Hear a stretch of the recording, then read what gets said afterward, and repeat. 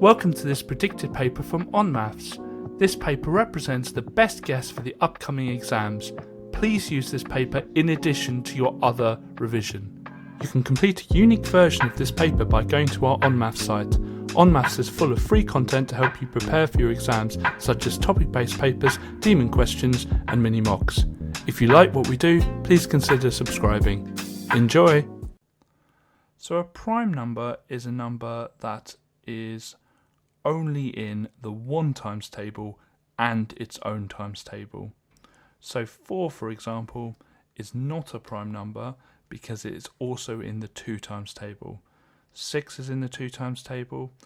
15 is in the 3 times table. 21 is also in the 3 times table. 9 is also in the 3 times table. Now 1 is a bit of a special case. The definition is that it has to be in 1 and its own times table, and technically 1 is only in one of those, so 1 is not a prime number.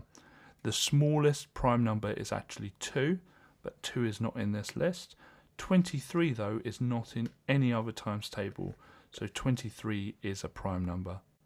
So we can write the factors of 6 by working out two numbers that multiply together to make 6, so 1 times 6 and 2 times 3.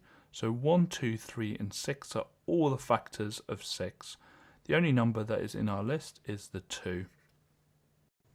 So the key says that a circle represents 8 DVDs, and we're told that on Thursday there are 18 DVDs. So we need to rewrite 18 in kind of lots of 8. So that would be an 8 plus 8, which is 16, plus a 2. So we know it will be 2 full circles, so let's get those 2 full circles in. And that will represent 16. But how do we represent 2? Well, if you think about it, if we cut this up into quarters, each quarter will represent 2. So 2, 4, 6 and 8. So we just need another quarter. And so that would be 8 for the first one, 8 for the second one, and then this little quarter will represent 2, which altogether is 18. So if we do our place value grid, and so we've got units here, tenths and hundredths. Don't think we need any more.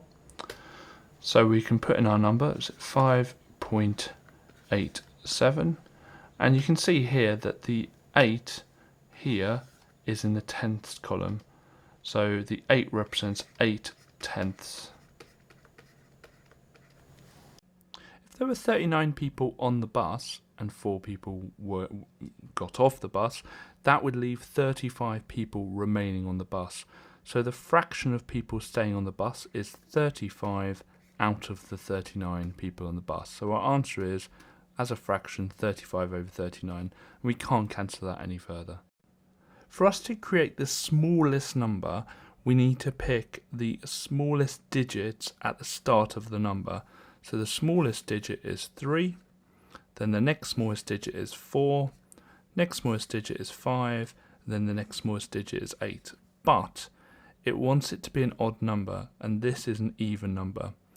So we have to move that 8 forward 1 and have that 5 at the end.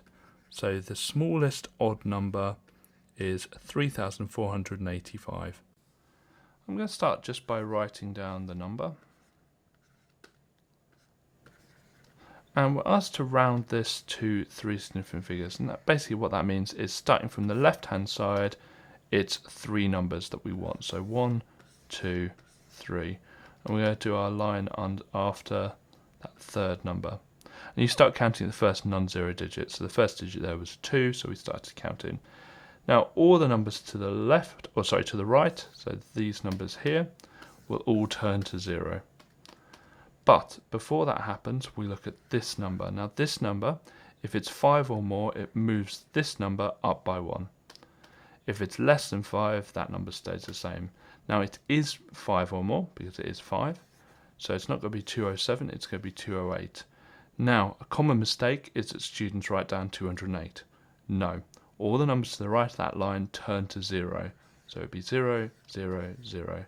So it would be 208,000 exactly. So if we just add the amount of sides each of these shapes has, a triangle has 3 sides, quadrilateral 4, pentagon 5, hexagon 6. And notice what's happening with the number of edges. They're multiplied by 3. Each time they're multiplied by 3. So all we need to do is get the 15, multiply it by 3, which will be 45. So there will be 45 edges. The first thing to do when working out what angle things need to be on a pie chart is to add up the frequencies. So we're going to do 14 plus 7 plus 3, and we find out that that's 24. Then we're going to find the angle that one item would be. So one item is going to be, well, there are 360 degrees in a triangle, and there are 24 items. So we're going to do 360 divided by 24, and that gives us 15 degrees. So each item is worth 15 degrees, or will take up 15 degrees. So to find out the angle for red, well, we've got 14 items, times it by 15, and that will give us 210 degrees.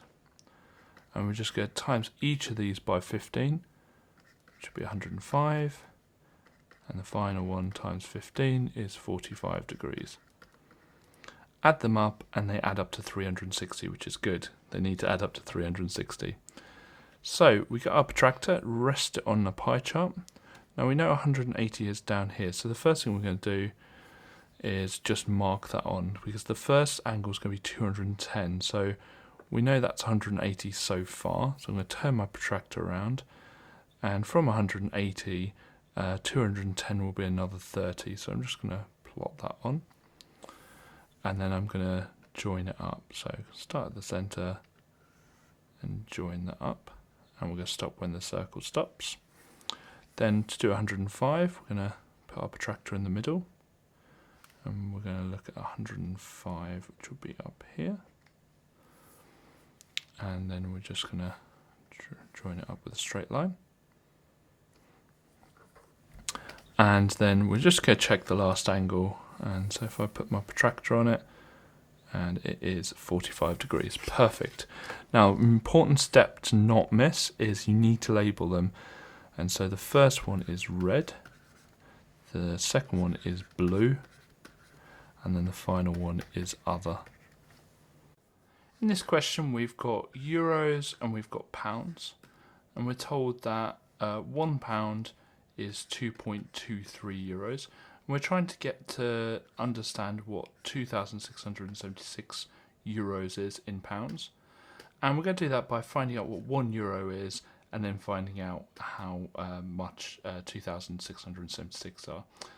So, to get from 2.23 to 1, we divide by 2.23, and we're going to do that on both sides.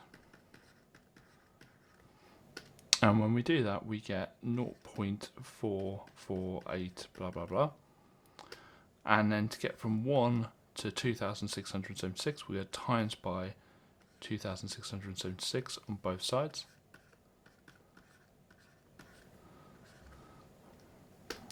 And when we do that, we get £1,200.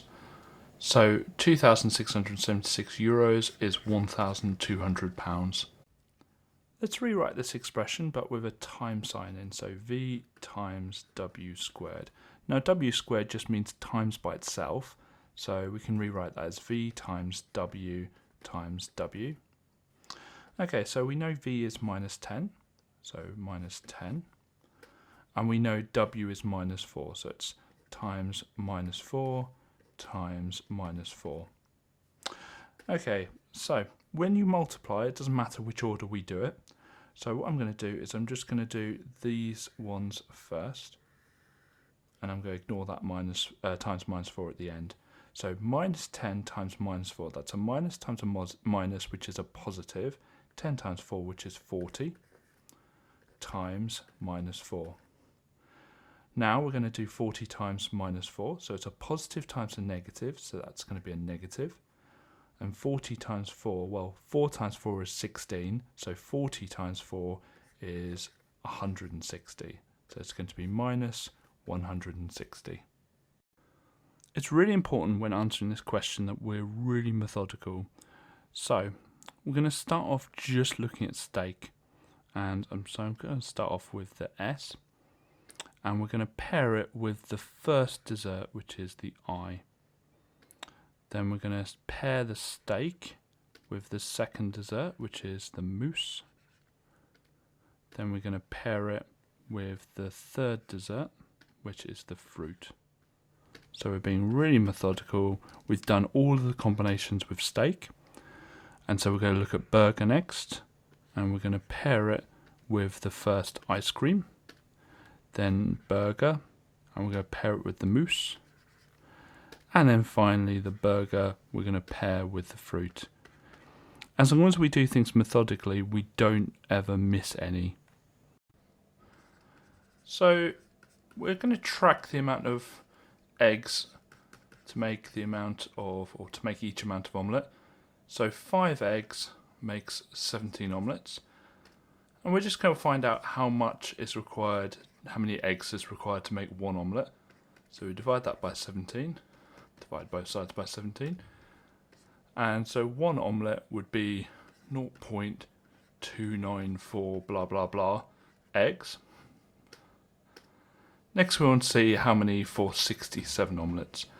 And to get to 67 from 1 times 67, so do that to the amount of eggs, and we get 19.705 blah blah blah. Now you can't get 0.705 of an egg, we always round with eggs, and we always round upwards, because if you need 19.7, 19 won't be enough, so we need to pick 20 eggs. So what we do is we notice that to get this 10, we add the 3 and the 7. To get this 17, we add the 7 and the 10. And to get this 27, we add the 10 and the 17. Whenever we have this kind of sequence, it's called a Fibonacci sequence. You essentially add the previous 2 terms to get to the next term. And so what we need to do is just simply add the 17 and the 27. When you do that, you get 44. So our next term is 44. When something is squared, you times it by itself. So another way of writing this is 6x to the power of 7 times 6x to the power of 7. The 6's can go together, and the x to the power of 7's can go together. And 6 times 6 is 36. And x to the power of 7 times x to the power of 7. When you times powers, you add them. So 7 plus 7 is 14. Something else you could have done is just squared the 6 to make 36. And one of the rules is that if you have a power on the inside of a bracket and a power on the outside of the bracket, you multiply them. So 7 times 2 is 14.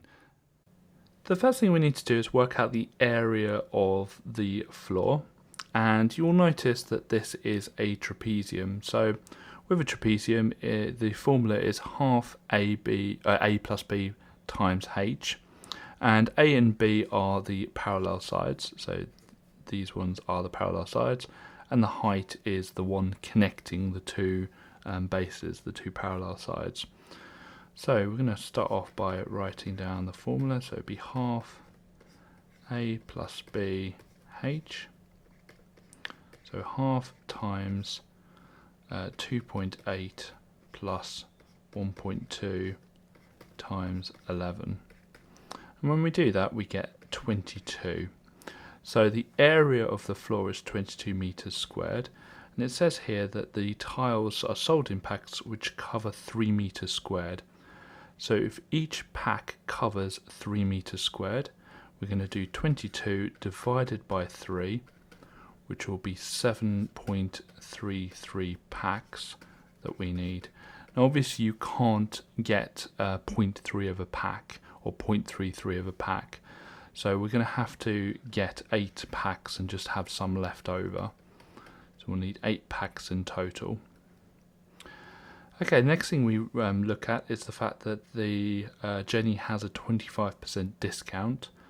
So we need to find out what 25% discount would do to the £18.60 for the tiles, or for the pack of tiles. And so what we're going to do is we're going to get the £18.60 and we're going to times it by 0.75. So we're just going to find 3/4 of it because she has a 25% discount, and that would be 1,395. So that's the tiles are going to cost £13.95.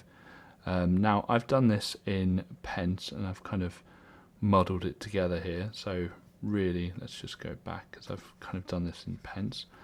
So that would be 1,860 times 0.75, and so each pack will cost 1,395, and the reason we're doing this in pence is the answer needs to be given in pence, so I might as well just make that conversion now. And so it's going to be 8 lots of the 1,395 pence packs, which will cost in total 11,160 pence, or £111.60. But Jenny has £100 to spend, and we're asked how much extra does she need. So we're going to do the 11,160, take away the 10,000 pence that she has, which will give us 1,160 pence. So she needs to find £11.60 or 1,160 pence from somewhere. To find out what the value of x is, we first of all have to find out what the value of y is. And we can notice that we've got two sets of parallel lines here, and a line going through them. And we kind of got these f angles, which we have to call corresponding angles. So we know that 2y minus 50 is equal to 78, and we must write down the reason. So corresponding angles, and corresponding angles are equal. Now here we've got an equation and we want to solve it, so we get our lines in. We go first of all add 50 to both sides. So we've got 2y equals 78 plus 50, which would be 128. And then we're going to halve both sides, or divide by 2. So we've got 64. So we know that y is 64. And so we look back at the diagram to find out how we'd work out x. Well, what we can do, there's a few different things we can do. We could work out the fact that these two here are vertically opposite. That would be absolutely fine. But actually, if we look at this part here and this part here, these are also two parallel lines, and we've got this angle here and this angle are going to be alternate. So I can write that down here. So angle ECB is equal to 78 degrees. So this will be 78 degrees. And the reason for that is alternate angles. And then finally, if we know this is 78 and we know that this is 64, because we know what y is, then we can work out what x is. So x equals 180, angles in a triangle, take away the 78 we know and the 64 we know. And the reason for that is angles in a triangle add up to 180 degrees. And just make sure you write down all the reasons as you go. And when we take away the 78 and the 64 from 180, you get 38. So x is therefore 38 degrees. To find the mean, we need to work out the sum of the numbers, basically what they add up to. And what we then do is divide that by the amount of numbers.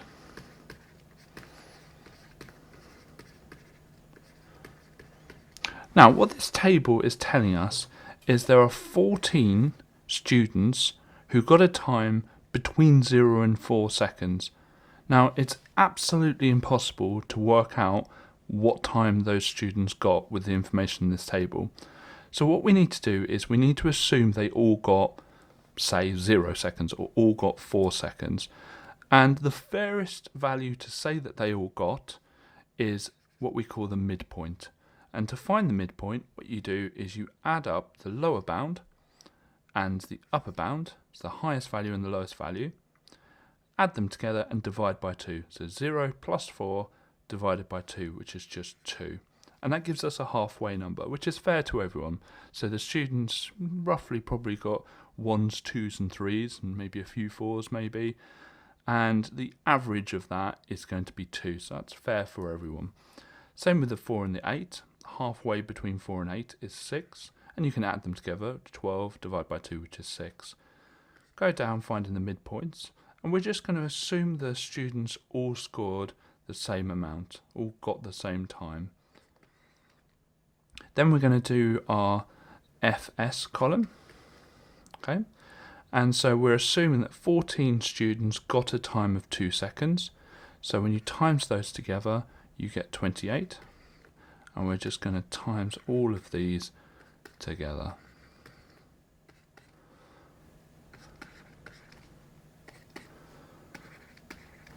Okay, next we're going to work out the sum of the FS. And to work that out, we just add all of these up together. So we're going to do 28 plus 36 plus 30 plus 126 plus 36. And when you add them all up, you get 256. Now, that will give us the sum of numbers. So we're going to put that into our working out now. And we need to find out how many numbers there are. Well, the frequency column will tell us how many numbers there are. So we're just going to add all of those up together. So we're going to find the sum of the frequency, which is 14 plus 6 plus 3 plus 9 plus 2, which is 34. And when we do 256 divided by 34, we get 7.529 blah blah blah. It says it wants it to 2 decimal places, so we're going to round it to 7.53. The first thing we can do is work out what the circumference of the full circle would be. Obviously we haven't got a full circle here, but what the circumference of the full circle would be had we got a full circle. So that's going to be pi times the diameter. The diameter is twice as big as the radius, and this 21 centimeters here is the radius of a full circle. So that's going to be pi times 2 lots of 21, which is going to be 42 times pi, which is going to be 131.946 blah blah blah. Now, we don't have a full circle here. We've got to work out what fraction of a circle we have. Well, we obviously have a quarter of a circle. So to find the arc length, which is this part here, it's like a part of a circumference, to find the length of the arc, what we're going to do is just get that circumference and we're just going to divide it by 4. So we're going to get the 131.946 blah blah blah and divide it by 4. When we do that, we get 32.986 blah blah blah. Now that's not what the perimeter is. Perimeter is the total distance around the circle. So we've also got to add on the 2 parts here, the 2 radii here, to get the full distance around the circle. So the perimeter is going to be the arc length plus a radius plus a radius. So that's going to be 32.986 blah blah blah plus 21 plus 21, which equals 74.986 blah blah blah. And when we round that to 2 decimal places, we get the answer of 74.99. The first thing to notice is that the tree must be closer to CD than AB. So if we draw a line across the middle, it can't be in the top bit because that would be closer to line AB. The second piece of information that is given to us is it must be at least 11 meters away from point C. So we get our compass out and measure 11 centimeters, or whatever the scale we're using in this diagram is, and we draw a quarter circle from C. And it says shade the region that it can be planted. So this is the region that represents closer to line CD than AB, but also not within 11 meters of point C. This question seems a lot harder than it is. What I'm going to do is I'm going to start by rewriting the prime factors, but without the squared. So 2 times 3 times 3 times 5 times 5. I'm going to do the same with the other list as well. So 2 times 2 times 3 times 11. Now I'm going to put these into a Venn diagram. And so I'm just going to draw out a Venn diagram and get my two circles, because we're going to have the 450 and the 132. So 450 is on the left hand side and 132 is on the right hand side. And we're going to start just filling out the Venn diagram. So they both have a 2 in them and they both have a 3, but 450 has a 3, a 5 and a 5. And 132 has that 2 in the 11. Now to find the lowest common multiple, what you do is you just multiply all these numbers together, and that will give you the lowest common multiple. So what we're going to do is we're going to do 3 times 5 times 5, which are the numbers on the left, times 2 times 3, which are the numbers in the middle, times 2 times 11. And when we do that, we get 9,900, and that's it. So our answer is 9,900. So we're looking to write a formula for the cost in pounds of hiring a microwave for X amount of days. So the cost is C, so it's going to be C equals, and it says it's going to be 55 pence a day. Now it wants the answer in pounds, so we need to convert this 55 pence into pounds. So that's going to be 0.55. And it's going to be 0.55 times the amount of days. Well, it says the amount of days is X. So it's going to be 0.55x.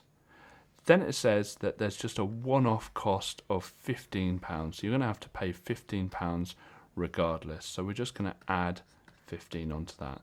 So the answer would be C equals 0.55x plus 15. To find the exterior angle of any polygon, we do 360 divided by the amount of sides. These are decagons, which means they have 10 sides. So the exterior angles will be 36 degrees. And the exterior angle is just an angle that kind of continues on. You just continue on from the side. So this one here is the exterior angle of the left-hand decagon, and this one here is the exterior angle on the right-hand decagon. So altogether, the angle A will be 36 plus 36, which will be 72. So our answer will be 72 degrees. So we need to first of all work out the amount of machine minutes it takes to make a toy. And what we do is we multiply the amount of machines by the amount of minutes. So 5 times 40, which would be 200. So if we had one machine, it would take 200 minutes to create one toy. Here we're asked, well, okay, what if we wanted a toy every 8 minutes? So we get the 200 and we divide it by 8. And when we do that, we get 25. So if we had 25 machines, we would be able to make it every 8 minutes. And the logic here is 5 machines. So this is machines, and this is minutes, is 40. Then 8 minutes, if you think about it, we divide that by 5 to get to 8. And so if we divide the amount of minutes by 5, we actually times the amount of machines required by 5. So this is called an inverse relationship. So if one doubles, the other halves. If one divided by 5, the other will times by 5. So our answer here is 25 machines. So we're given a right angle triangle here, and we're asked to find length AC, which is this length here, and we're given the two other lengths. So we're going to be using Pythagoras. Pythagoras involves us labelling the sides A, B and C, with C being the one opposite the right angle. And we know Pythagoras is a squared plus b squared equals c squared. Both a and b here are 4.9, so it'd be 4.9 squared plus 4.9 squared equals c squared. So we're going to add the 4.9 squareds together, and that will give us 48.020 blah blah blah. And here we're going to do a bit of solving. So we're going to square root both sides to find out what c is. So square root of 48.020 blah blah blah is 6.929 blah blah blah. Rounded to two decimal places, this will be 6.93. So let's write these numbers out. And the first thing to do is work out what the numbers are going up by. So they're going up by -3, because they're minusing 3 each time. So we know that the number before the n is going to be -3. So whatever they go up in is the number before the n. Then what we do is we go backwards to find the 0th term. So actually going backwards, we would add 3. And we would find it to be 20. So whatever numbers our 0th term, because 17 is our first term, is going to be what we add to the -3n. So it's going to be add 20. So our answer is -3n plus 20. When proving two triangles are congruent, and congruent means exactly the same, we're going to have one of 4 answers. Either side angle side is the same, angle angle side, or angle side angle. Side side side are the same, or they have the same right angle, hypotenuse and side. This question doesn't have a right angle, so we can cross that out. It has 2 lengths, so 2 sides, but not 3, so we can cross that one out. It only has 1 angle, so we can cross this one out. So we're looking to see whether it has the same side, then angle, then side. So here we've got 13 as a side, then 139 as an angle, then 6 as a side. 13 as a side, 139 as an angle, and then 6 as a side. So they have the side, angle, side. We can write the equations of all linear graphs as y equals mx plus c, with m being the gradient and c being the y-intercept. The easiest thing to find is the y-intercept, because it's just where the line crosses the y-axis, so that's going to be -2. We're going to use that point, so the point we've just drawn on, and we're going to have to find another point to find the gradient. Now, I don't really like this point because I don't really know where that is, and we've got to find a coordinate we know the coordinates for. So looking at this, this is a nice coordinate here. And what I'm going to do is just draw a right angle triangle between the 2 points. Try and get it as nice as I can. And we're going to work out how far up and how far right we went. Well, we went 3 right and 4 up. Now, to find the gradient, what we want to do is we find out how much y has changed, so change in y, so that's how far up it's gone, which is 4, and put that over how far right it's gone, so the change in x, which is going to be 3. So our equation is going to be y equals 4 over 3 x minus 2. So the first thing we're going to do is work out the area of the trapezium.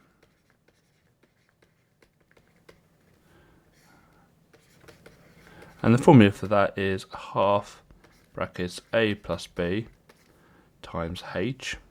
Now a and b have to be the parallel sides. So here we've got the 2 parallel sides here, just pick a different colour, here and here. So that is A and B. And then the H is the perpendicular distance between them. So perpendicular means it hits it at right angles, so that's what we've got here. So the area would be half times A, which is 28, plus B, which is 14, times the height, which is 14. And so that would be 294. Next we'll do the circle. Now it doesn't look like we've got anything for the circle, but actually the height here is actually the height of the circle as well. So the height of the circle is the same as the diameter. So the diameter of the circle is 14, therefore the radius would be half of that, which is 7, and the area of a circle is pi times the radius squared. So it would be pi times 7 squared, which will be 153.938 blah blah blah. Now I'll keep that in my calculator, because next thing we'll do is the shaded area part, and it says we want to work out the area of the shaded region. So the area will be the total area, which will be the trapezium, take away the area that we don't want, which is this bit here, which will be the circle. So the trapezium's 294, the circle's 153.93 blah blah blah, and when you do that you get 140.061 blah blah blah. It says it wants it to 2 decimal places, so it would be 140.06. To answer this question we need to know what an equation, expression, formula and identity is. So the formula is basically an equation but for real world things. So area equals pi r squared. It's where the letters actually mean something. Expression is just algebra without the equal sign. So 5x plus 3 would be an expression. An equation has an equals and it can be solved. So you can find out what x is or find out what a is. And an identity is true for all values of that letter. So an example would be x times x equals x squared. That's an identity because that's true for all values of x. So looking here on the right hand side we've got 3x plus 2x, but if we imagine x is 10, so 3x would be 30 plus 2x would be 20, 30 plus 20, well that will equal 5x, 5 times 10. And actually this is true for all values of x. And the reason it's true for all values of x is we know that 3x plus 2x, this right hand side here, equals 5x. They're the same thing. Now normally with an identity, it's shown with 3 lines. Now in the exam, this type of question, it won't be shown with 3 lines because that kind of gives it away that it's an identity. But this question is definitely an identity. And you can't solve it because it's true for all values of x. So yes, x could be 10, x could be a million, x could be a third, x could be anything. To find the error interval, I start by just drawing a number line, and we're going to put the number in, so 50.14. And we're going to think to ourselves, well, what would the next number down and the next number up be? Well, it's the nearest hundredth of a gram, so the next number down would be 50.13, and the next number up would be 50.15. Then to find the lower bound and the upper bound, or the highest and lowest it could be, we just find the halfway points between those two. And so the halfway point here is 50.135, and the halfway point here would be 50.145. So the lowest it could be is 50.135, the highest it can be is 50.145, and it asks us to use W for the weight, and we're going to show this with inequalities. Now it can be 50.135, so it's larger than or equal to 50.135, but it can't be 50.145 exactly. otherwise it would round to 50.15. So we don't put the line underneath the inequality. So asked to find the bearing of Freetown from Gamley, so that is this angle here. And so what we're going to do is we're going to find this angle, and this will obviously be 90 degrees because the hiker walked west, and it's against the west line and the north line, so it's definitely 90 degrees. So we can work out what the bearing is if we know that angle inside the triangle. So we're going to start by labelling the sides. Well, we've got a 90 degrees here, we've got a hypotenuse here, we've got the adjacent here next to the angle, and we've got the opposite, which is across from the marked angle. Here we're not using the hypotenuse, we can cross that out, and we can do our SOHCAHTOA. And the only one that doesn't have the hypotenuse is TOA, and so we're doing tan x equals the opposite, which is 49 over 98. Get our lines in, and we're going to do the inverse tan to both sides. So we get x equals, and we do inverse tan, which is 26.565, blah blah blah. Okay, so we know that the whole of the way around up until this point is 270 because we've got this 90 degree left. So what I'm going to do now is we're just going to work out the bearing. So bearing, we're just going to do 270, take away the 26.565, blah blah blah, and that gives us 243.434, blah blah blah. It says it wants it to the nearest whole number, so that's going to be 243.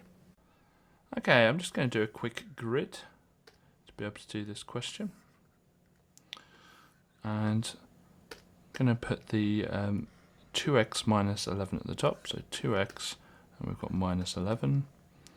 And we're going to do the 3x minus 4 down the side, so 3x minus 4. And it's multiplication grid, because the two brackets are together, so 3x times 2x is 6x squared. 3x times minus 11, well that's going to be a minus, and 3 times 11 is 33 with an x. Minus 4 times 2 would be minus 8x, because it's 2x. And two minuses make a positive, and that'd be positive 44, and we can put plus there.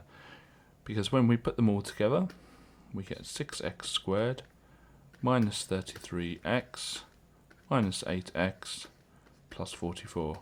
Now you can see that these two here, the minus 33x and the minus 8x, are like terms, so we're just going to add them together, and we get 6x squared minus 41x plus 44. And so our answer is 6x squared minus 41x plus 44.